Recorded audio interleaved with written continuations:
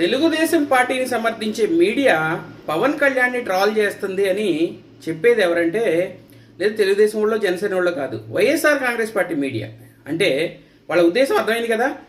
ఏ విధంగా అయినా సరే జనసేన పార్టీ తెలుగుదేశం పార్టీ మధ్య గొడవలు పెట్టాలి, విడగొట్టాలి. ఎందుకంటే వాళ్ళిద్దరూ కలిసి ఉంటే వైఎస్ఆర్ కాంగ్రెస్ పార్టీకి బతుకు లేదు అన్నది వెరీ క్లియర్గా అర్థమైపోయింది.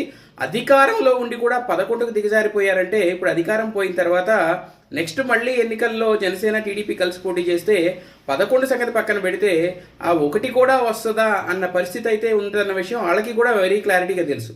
అందుకని ఇప్పటి నుంచి మొదలు పెడితే ఎప్పటికైనా పని కాకపోద్దా, గొడవలు పెడతానికి పుల్లలు పెడతానికి ట్రై చేస్తా ఉంటే ఏమన్నా సక్సెస్ అయితే వైఎస్ఆర్ కాంగ్రెస్ పార్టీకి బతికుంటుంది, లేకపోతే లేదు. అందుకని అప్పుడే మొదలు పెట్టారు. సో సోషల్ మీడియాలో కావచ్చు టీడీపీకి జనసేనకి మధ్య గొడవలు పెట్టడానికి యథాశక్తి ట్రై చేస్తున్నారు.